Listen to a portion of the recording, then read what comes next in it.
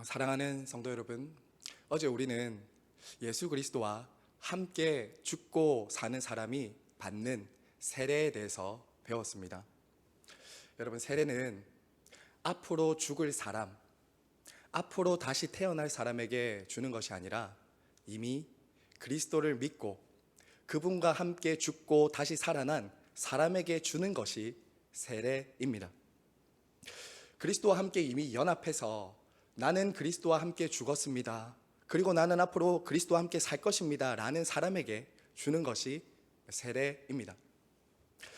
그래서 이것을 외적으로 표시하는 것이 세례식인 것이죠. 제가 어제 이런 말씀을 드렸습니다. 세례식은 우리의 사망 신고식이면서 동시에 출생 신고식이다, 그렇게 말씀을 드렸죠. 그리고 저와 여러분이 예수님을 믿고 세례를 받고 다시 태어난 것은 우리가 한 일이 아니라 삼위 하나님께서 우리를 위해 해주신 일입니다. 이미 우리 안에 일어난 일이라고요. 저와 여러분의 상태에 따라서, 기분에 따라서 바뀌는 것이 아닙니다. 저와 여러분은 이미 하나님을 아버지로, 그분과의 새로운 신분과 그분과 새로운 관계 안에 들어갔다라는 것을 세례를 통해서 확인하는 것이죠. 표시한다라는 것입니다. 여러분, 하지만 세례가 끝이 아니죠. 세례식을 통해서 세례를 받았다고 해서 우리는 끝이 아니라 그때부터가 시작이라는 것을 알고 있습니다. 세례는 끝이 아니라 시작입니다. 여기 계신 부모님들은 잘 아시겠지만 여러분, 아기를 낳는 것 얼마나 큰 기쁨입니까? 아마 우리 여기 계신 어머님들은 아기를 낳는 그 산통의 그 진통을 끝까지 참아내며 견디다가 처음으로 아기를 받아서 안았을 때 그 기쁨이 얼마나 큰지 여러분 아실 것입니다. 오죽하면 그동안 겪었던 그 모든 진통과 산고를 잊을 만큼 그 첫 아이를 안았을 때 그 기쁨은 크다고 말을 하곤 하죠. 자, 그런데 여러분, 아기를 낳고 그때부터 끝이 아니죠. 오히려 아기가 태어난 이후부터는 훨씬 더 어렵고 고된 삶을 사신다라는 것을 우리 부모님들은 잘 아실 것입니다. 그래서 어머니들이 한 번씩 이런 말씀 하시잖아요. 차라리 뱃속에 있을 때가 더 편했다, 이런 말씀 하시잖아요. 아이가 똥 오줌을 싸면 계속 기저귀를 갈아줘야 되고, 밥을 제때 먹여야 되고, 말도 가르쳐야 되고, 사회성도 가르쳐야 되고, 어떻게 살아야 될지 가르치는 것, 어쩌면 정말 낳는 것보다 자라게 하는 것, 이것은 훨씬 더 어렵고 힘든 일인 것 같습니다. 사랑하는 여러분, 우리의 믿음도 마찬가지입니다. 우리가 예수님을 믿고 그분과 연합해서 내가 죽고 예수 그리스도로 태어나면 그것으로 끝나는 것이 아니죠. 내가 예수님을 영접하고 그분과 함께 연합해서 죽고 다시 태어나면 그때부터가 시작인 것입니다. 그래서 세례가 출생신고식이라고 말씀드린 것이 그런 의미예요. 정말 우리는 예수님을 믿고 그때부터 어떤 일들이 일어납니까? 예수님을 닮아가는 성화의 과정, 성장의 과정을 그때부터 계속 거쳐나가는 것이죠. 여러분, 사도 바울은 그처럼 세례를 받은 이후에 우리가 그리스도께로 계속 자라가야 된다라는 이 삶을 오늘 4절의 말씀에서 이렇게 말합니다. 어제 본문인데요, 4절은 이렇게 말하죠. 4절 끝에 한번 보세요. 우리로 또한 새 생명 가운데서 행하게 하려 하심이라, 이렇게 말합니다. 우리가 예수 그리스도와 함께 죽고 다시 태어나게 하시는 이유는 바로 우리를 새 생명 가운데서 살도록 하게 하십니다 라는 거죠. 그럼 여러분, 우리가 오늘 말씀을 통해서 새 생명 가운데서 다시 살아간다라는 삶은 어떤 삶일까? 오늘 두 가지로 좀 구체적으로 함께 살펴보기 원합니다. 여러분, 새 생명 가운데 살아가는 삶은 우리 6절 말씀 한 번 더 읽겠습니다. 6절입니다. 우리가 알거니와 우리의 옛 사람이 예수와 함께 십자가에 못 박힌 것은 죄의 몸이 죽어 다시는 우리가 죄에게 종노릇하지 아니하게 하려 함이니. 여러분, 여기서 보시면 새 생명 가운데 살아나는 그 삶의 첫 번째는 더 이상 죄에게 종노릇하지 않는 삶입니다. 그러면 죄에게 종노릇하는 삶이 어떤 삶일까요? 죄에게 종노릇하는 삶, 사실 많은 사람들은 내가 죄에게 종로를 타고 있는지 안 하고 있는지 사실은 잘 모릅니다. 왜냐하면 죄로 인해 타락한 이후에 모든 사람들은 죄 가운데 태어나서 죄를 행하고 살다가 죄를 지으면서 죽기 때문입니다. 모든 사람은 죄인으로 이 땅을 그렇게 살아갑니다. 그래서 자기가 죄를 죄인 줄도 알지 못하고 지으면서 살아가고 있다라는 것이에요. 저와 여러분도 예수님 믿기 전에 한번 생각해 보십시오. 예수님 믿기 전에는 죄가 죄인 줄 알지 못하고 했던 일들이 아마 많이 있었을 것입니다. 그런데 예수님을 믿고 난 이후에 어떤 변화가 일어납니까? 죄가 죄로 여겨지기 시작하는 것이죠. 이전에 했던 것들이 불편하기 시작한다라는 것입니다.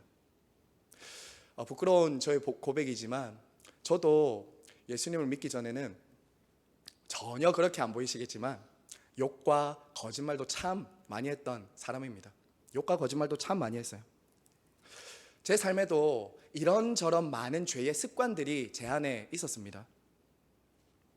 누군가 미워지면 미워하고, 누군가 나에게 어렵게 하고 상처 주면 나도 똑같이 분노하고 원수를 갚아주고 했던 것, 이것은 당연한 것이었어요.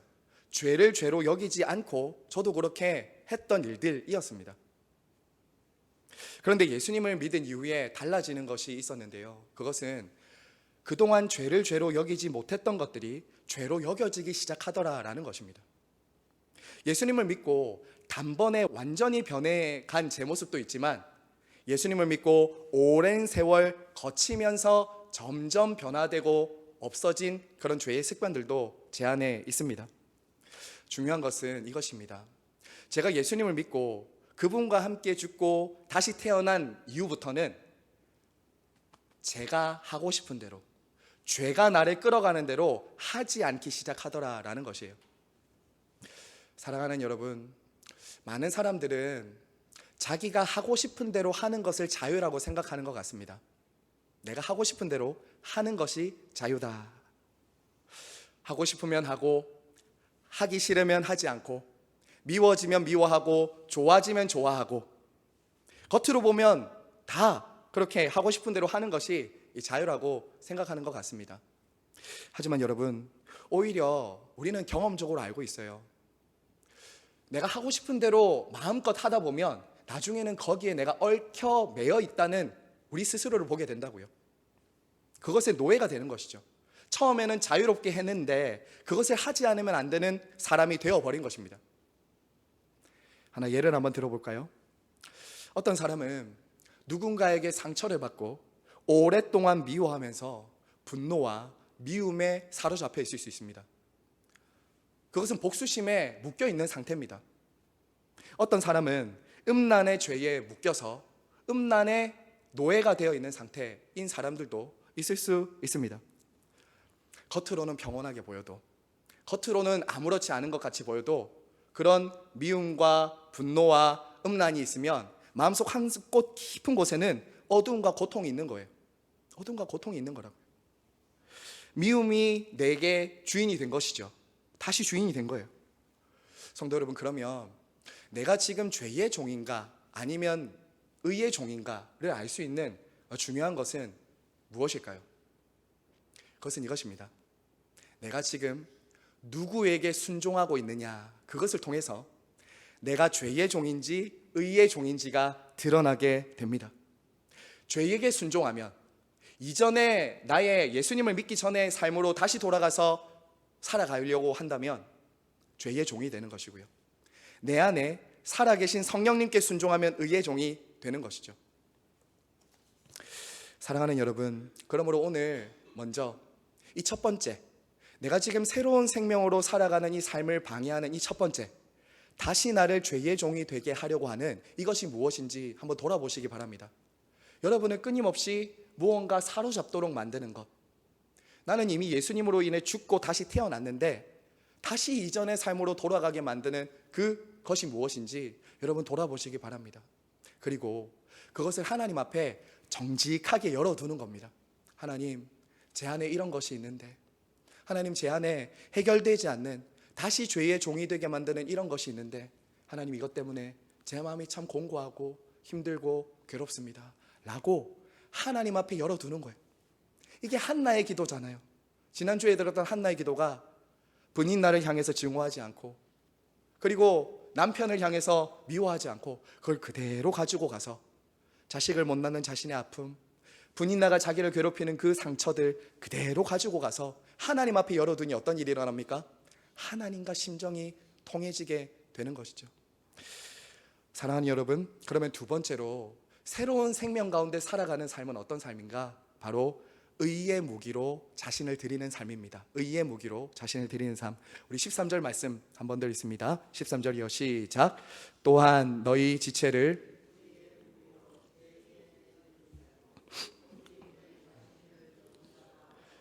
다시 살아난 자 같이 하나님께 드리며 너희 지체를 의의 무기로 하나님께 드리라. 사랑하는 여러분, 저와 여러분이 새 생명 가운데 살아간다라는 그 삶은 바로 의의 무기로 하나님께 우리 몸을 드리는 것입니다. 소극적으로, 부정적으로 우리가 죄에게 순종하지 않는 삶이라면, 적극적으로, 긍정적으로는 우리의 몸을, 이전에는 죄를 위해서 사용했던 우리의 몸을 의로 그리스도를 위해서 사용하는 이 적극적인 자리까지 나아가야 된다는 것입니다.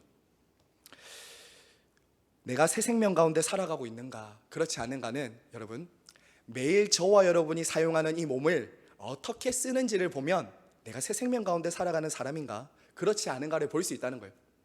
신앙은 형이상학적으로 막연하게 하늘을 그냥 구름을 떠다니는 삶을 사는 것이 아니라 우리의 지체, 우리의 몸을 어디에 들이면서 살아가는가를 보면 내가 새 생명 가운데 사는가 아닌가를 알 수 있다는 거예요.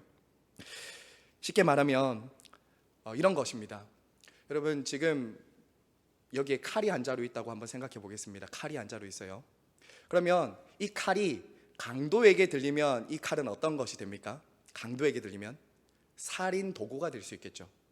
그런데 이 칼이 주방장의 손에 들리면 어떻게 될까요?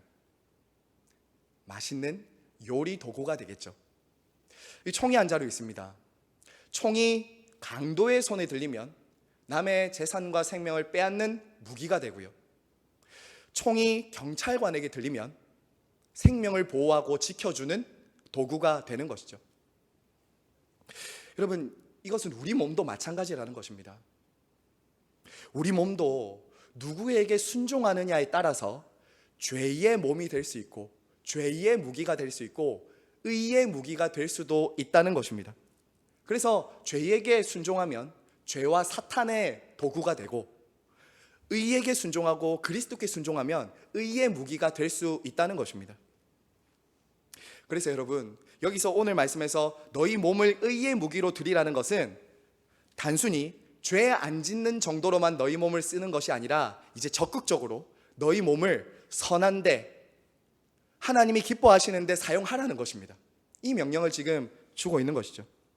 이전에는 너희 몸으로 죄 짓고 너희 욕심을 이루기 위해서 살아갔다면 이제 너희 몸으로 의와 그리스도를 위해 써라, 이런 이제 명령을 주고 있는 것입니다. 사랑하는 여러분, 저와 여러분이 몸을 사용하고 있는, 활동할 수 있는 이 24시간이라는 시간, 집, 직장, 교회, 모든 장소에서 저와 여러분의 몸을 그리스도를 위해서, 이웃을 위해서 쓰고 있는가 하는 것은 새 생명 가운데 살아가고 있는가 그렇지 않은가를 보여주는 굉장히 중요한 기준입니다. 제가 조금 실천적으로, 구체적으로 여러분들에게 한번 적용해 보겠습니다. 여러분의 입은 이전에는 남을 비난하고 상처 주고 욕했던 입이었다면 이제는 그 입으로 하나님을 찬양하며 이웃을 축복하며 위로하고 격려하는 입이 되는 것입니다. 이전에 나의 입은 욕하고 미워하고 비난하던 입이었다면, 그런 지체였다면, 그런 죄의 무기였다면 이제 우리의 입이 하나님을 찬양하고 축복하고 높이는 그런 의의 무기로 우리의 입을 드리는 것입니다. 저와 여러분의 손이 이전에는 다른 사람의 것을 빼앗고 착취하고 내 것으로 다 움켜쥐는 손이었다면 이제 그 손을 다른 사람에게 펴서 다른 사람에게 나누고 흘려보내고 넘어져 있는 사람들의 손을 잡아주는 손이 되게 하는 것, 이게 의의 무기로 살아가는 삶입니다. 여러분의 눈이 이전에는 시기 질투하고 다른 사람들의 허점과 약점을 보던 그 눈이었다면, 이제는 다른 사람을 사랑의 눈으로 바라보고 다른 사람의 연약함과 아픔의 허물을 덮어주는 눈, 이제는 나의 도움이 필요한 사람이 누구인가 볼 수 있는 눈으로 사용하는 것, 이것이 의의 무기로 여러분의 몸을 쓰는 것이라고요. 그리고 여러분의 시간이 이전에는 나 자신만을 위해서, 성공과 출세를 위해서, 게으름과 중독을 위해서 낭비하는 삶이었다면, 이제는 저와 여러분의 시간을 하나님을 가까이 하기 위해서 말씀과 기도로 보내고, 누군가를 섬기는 시간으로 보내고, 그리고 하나님의 뜻에 순종하는 몸으로, 시간으로 쓴다면 저와 여러분의 몸은 24시간 의의 무기로 하나님 손에 들린 도구가 된다는 것입니다. 사랑하는 성도 여러분, 말씀을 맺겠습니다. 이처럼 저와 여러분의 몸은 그리스도께 잡혀서 의의 무기가 될 수도 있고, 이전의 죄에게 순종함으로 죄의 도구가 다시 될 수도 있다라는 것입니다. 지금 저와 여러분은 누구의 손에 붙잡혀 있습니까?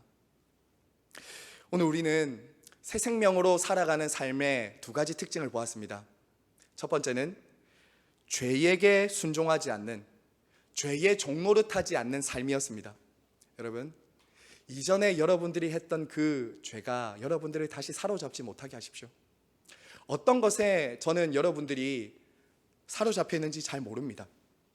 어떤 분들은 미움과 상처, 어떤 분들은 음란, 어떤 분들은 교만, 어떤 분들은 고집, 어떤 것인지 저는 잘 모르지만 여러분은 끊임없이 어두움과 죄 가운데로 다시 데리고 가는 그것이 무엇인지 여러분, 오늘 이 새벽에 하나님 앞에 정직하게 가지고 나아가 보시기 바랍니다.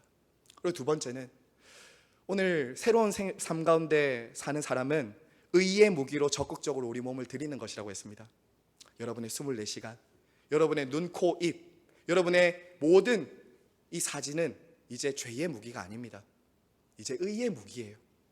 다른 사람을 살리고 하나님을 예배하고 하나님을 높이는 삶으로 여러분의 몸을 사용하셔야 됩니다. 오늘 이 새벽에 그러한 은혜를 구하시는 저와 여러분 모두가 되시길 간절히 바라고 소망합니다. 이 시간 함께 찬양하고 기도합니다.